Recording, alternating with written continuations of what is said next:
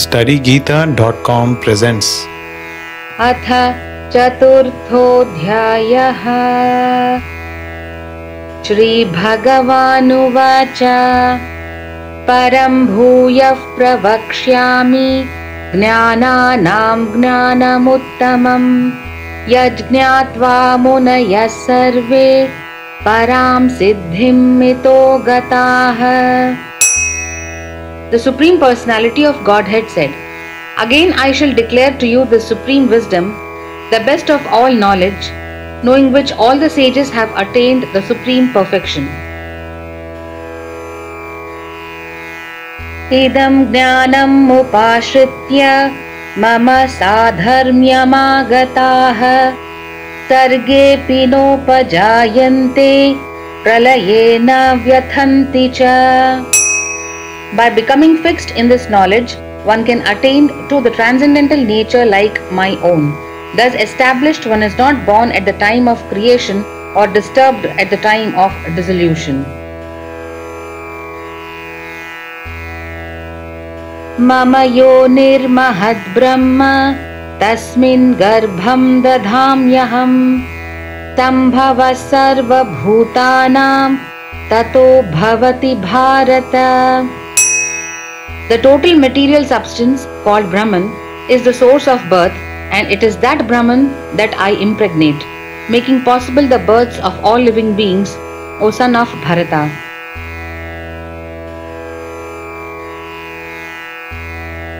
Sarvayonishu kaunteya murtayas sambhavanti yaha tasam brahma mahadyonihi aham bija pradah pita.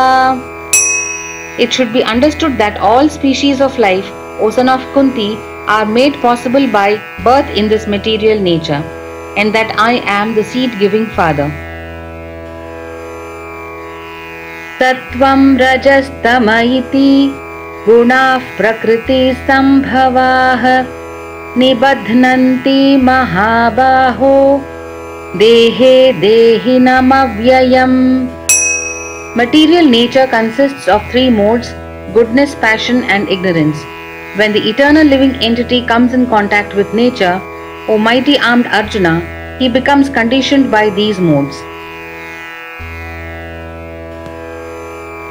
Tatra sattvam nirmalatvat prakashakam manamayam sukha sangena badhnati jnana sangena chanagha.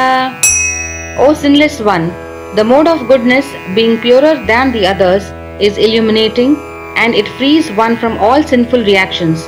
Those situated in that mode become conditioned by a sense of happiness and knowledge. Rajo ragatmakam vidhi trishna sanga samudbhavam tannibadhnati kaunteya karma sangena dehinam. The mode of passion is born of unlimited desires and longings, O son of Kunti, and because of this the embodied living entity is bound to material fruitive actions. Tamastvajnanajam vidhi mohanam sarvadehinam pramadalasya nidrabhihi tannibadhnati bharata. O son of Bharata, know that the mode of darkness born of ignorance is the delusion of all embodied living entities. The results of this mode are madness, indolence and sleep, which bind the conditioned soul. Sattvam sukhe sanjayati rajah karmani bharata jnanam mavritya tu tamaha pramade sanjayatyuta. O son of Bharata, the mode of goodness conditions one to happiness, passion conditions one to fruitive action, and ignorance covering one's knowledge binds one to madness. Rajastamascha sattvam bhavati bharata rajas sattvam tamaschaiva tamas sattvam rajas tatha. Sometimes the mode of goodness becomes prominent, defeating the mode of passion and ignorance, O son of Bharata. Sometimes the mode of passion defeats goodness and ignorance, and at other times ignorance defeats goodness and passion. In this way, there is always competition for supremacy.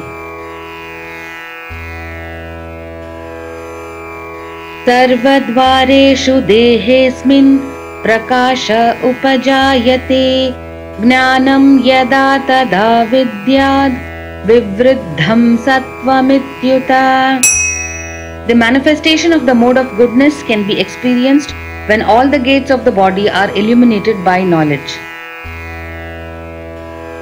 लोभः प्रवृत्तिरारम्भः कर्मणामशमस्पृहा रजस्येतानि जायन्ते विवृद्धे भरतर्षभा.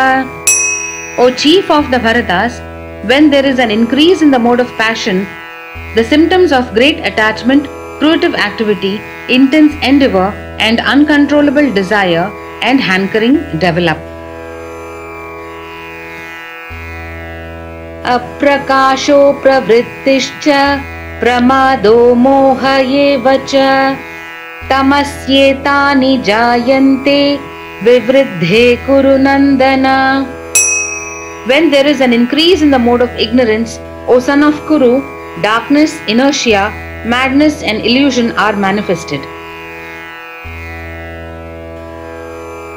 Yada sattve pravriddhe tu pralayam yati dehabhrit tadottama vidam lokan amalan pratipadyate.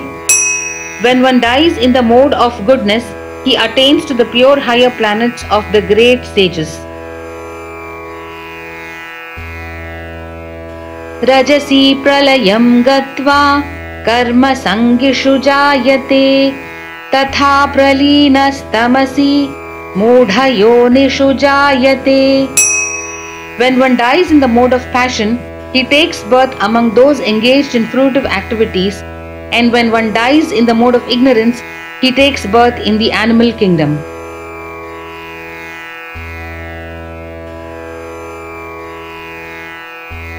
Karmana sukritasyahuhu tatvikam nirmalam phalam rajasastu phalam dukkham ajnanam tamasat phalam.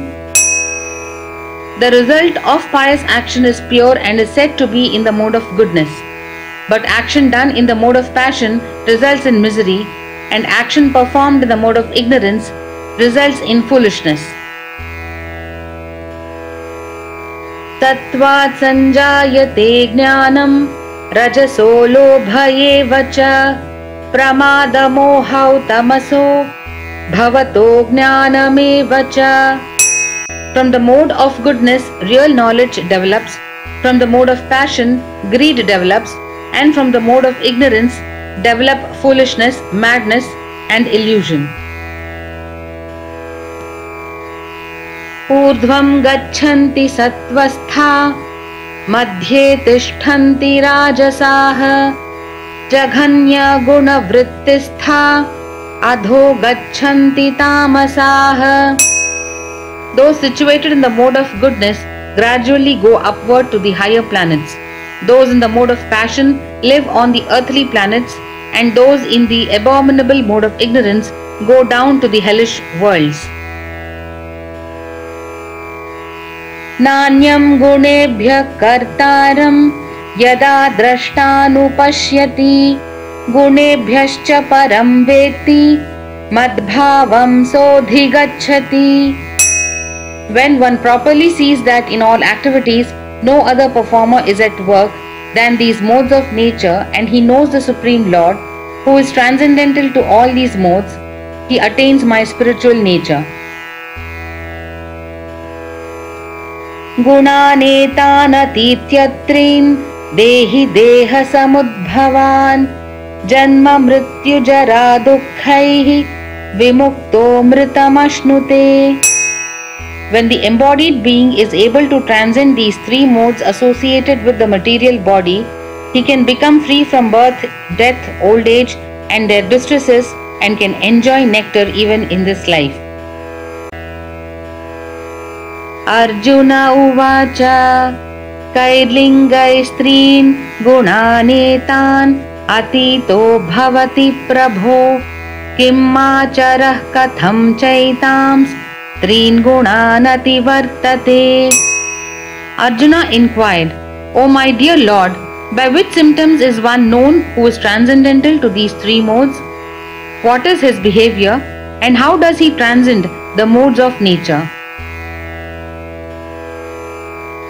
Shri Bhagavan Uvacha Prakasham cha pravrittim cha mohameva cha pandava na dveshti sampravrittani na nivrittani kankshati उदासीनवदासीनो गुणैर्यो न विचाल्यते गुणावर्तन्त इत्येवं योऽवतिष्ठति नेङ्गते समदुःखः सुखस्वस्थः समलोष्टाश्मकाञ्चनः तुल्यप्रिया प्रियो धीरः तुल्यनिन्दात्मसंस्तुतिः मानापमानयोस्तुल्यः तुल्यो मित्रारिपक्षयोः सर्वारम्भ परित्यागी गुणातीतः स उच्यते.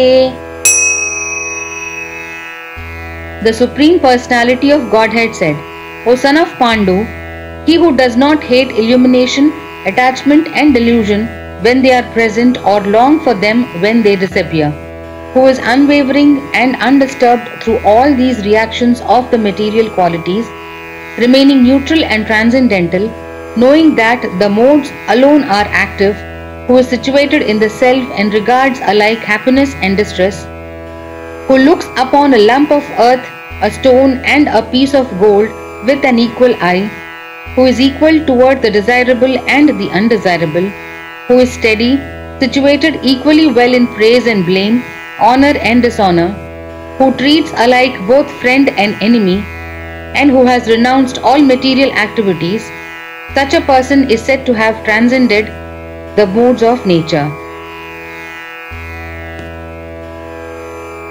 Mam cha yo vyabhicharena bhakti yogena sevate sagunan samatityaitan brahma bhuyaya kalpate. One who engages in full devotional service, unfailing in all circumstances, at once transcends the modes of material nature and thus comes to the level of Brahman. Brahmano hi pratisthaham amritasya vyayasya cha shashvatasya cha dharmasya sukhasya ikantikasya cha. And I am the basis of the impersonal Brahman, which is immortal, imperishable and eternal, and is the constitutional position of ultimate happiness.